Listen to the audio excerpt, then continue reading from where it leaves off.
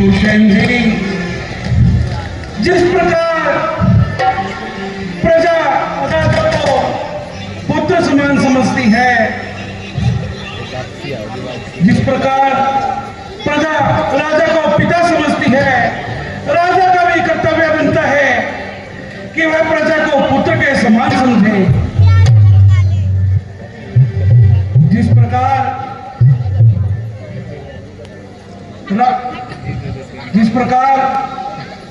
राजा प्रजा की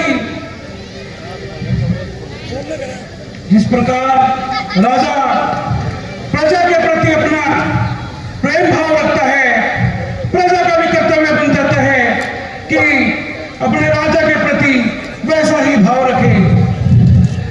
बजे ताली युगल कर से, नियम यही सदा से है। जब राजा प्रजा से है तो प्रजा भी राजा से है। सत्य है श्री महाराज। हे मंत्री जी, कहिए राज्य में शांति तो है? हमारी प्रजा अपने कर्तव्य का पालन तो करती है। शासक मंडली कहीं कोई अत्याचार तो नहीं कर रही। देव, ब्राह्मण, शिल्पकार सभी अपना कार्य ठीक प्रकार से कर पा रहे हैं। कहीं कोई अत्याचार तो नहीं हो रहा। आज का कोई नया समाचार तो नहीं है। महाराज, सूर्यवंश का प्रताप चारों दिशाओं में फैला हुआ है। आप जैसे चक्रवर्ती राजा राजेंद्र के भुजदंड का प्रताप से शत्रु सिर झुका रहे हैं। यश और न्याय रघुवंश का डंका बजा रहे हैं। बहुत अच्छा, बहुत अच्छा।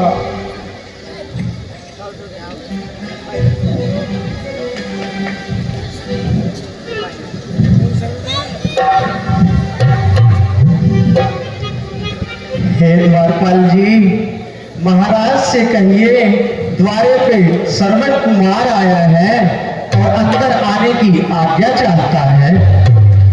फटिया की जय हो। आज फटिया महाराज श्री शांतनु पुत्र श्रवण कुमार द्वारे पर आए हुए हैं और वो दरबार में आना चाहते हैं। क्या कहा? पितृभक्त श्रवण कुमार आए हैं, उन्हें आदर सहित अंदर ले आओ। जो आज्ञा महाराज।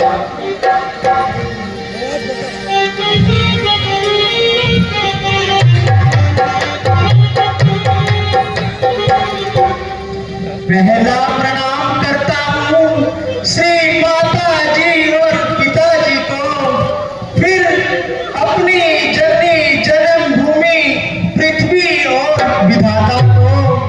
तीसरा प्रणाम करता हूँ वशिष्ठ जी गुरु ज्ञाता को, और चौथा प्रणाम करता हूँ महाराज दशरथ नृपदाता को। धन्य घड़ी और धन्य दिन आए श्रवण कुमार, कहिए क्या अभिलाषा है दशरथ तैयार?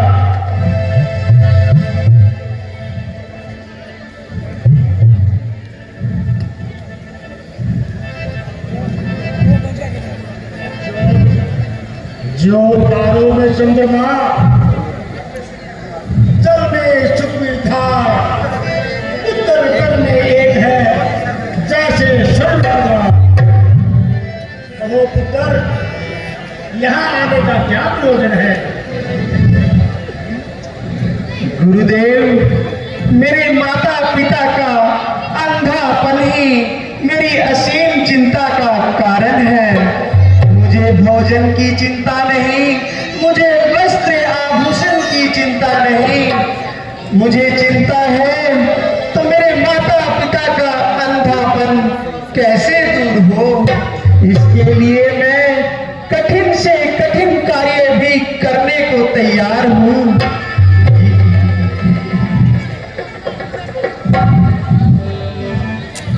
बादल मेरे सिर पर घिरे, दुख और बला के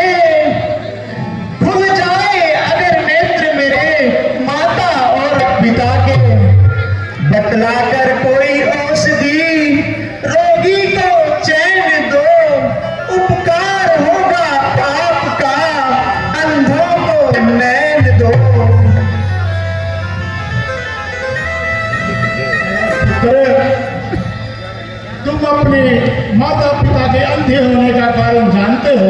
नहीं जानता गुरुदेव, जानना चाहता हूँ।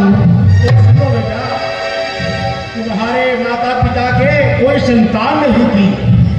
उन्होंने पुत्र प्राप्ति के लिए बहुत यज्ञ किया, बहुत भ्रमण किए, तो उनकी इच्छा से ब्रह्मा जी प्रकट हुए और उन्होंने कहा कि वर मांगो। तुम्हारे पिताजी ने कहा हमें तो एक पुत्र की प्राप्ति चाहिए। ब्रह्मा जी ने कहा पुत्र तो हो जाएगा मगर तुम दोनों अंधे हो जाओगे। उन्होंने स्वीकार की, जिसे आहा, धन्य है, धन्य है। आज मुझे मालूम हुआ मैं अपने माता पिता का कितना ऋणी हूँ। इतनी उदारता, इतनी ममता, पृथ्वी पर सोए, पत्ते खाए, गर्मी सर्दी सहन की और घोर तपस्या की, अंत में अंधे होने की शर्त भी स्वीकार की। पुत्र स्नेह का आदर्श वह था। अब मैं मातृ पितृ सेवा में अपने जीवन की बलि देकर संसार को यह बतलाऊंगा कि मातृ पितृ भक्ति का उदाहरण क्या है। जिह्वा जो न नाम जपे उनका तो जिह्वा खींच निकालूं मैं। यह हाथ न दास बने उनके तो काट इन्हें भी डालूं मैं। जो शीश न झुके उन चरणों में तो शीश धड़ से उतारूं मैं। यह नैन दिए जिन नैनों ने, यह नैन उन्हीं पर मारूं मैं। पुत्र गुरुदेव, मेरे माता पिता का अंधापन किस प्रकार से ठीक हो सकता है, आप कृपा करके बतलाइए गुरुदेव। बेटा तुम ऐसे करना, एक बैंक बनवा लेना और अपने माता पिता को उसके अंदर बिठा करके अपने कंधे पर ले जाकर के चारों धाम की यात्रा कराओगे तो उनकी आंखें ठीक हो जाएगी।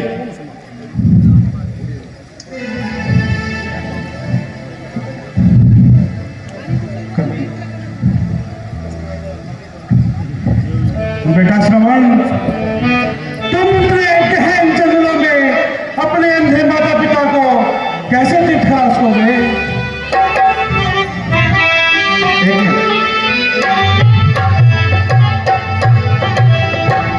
गुरु जी ने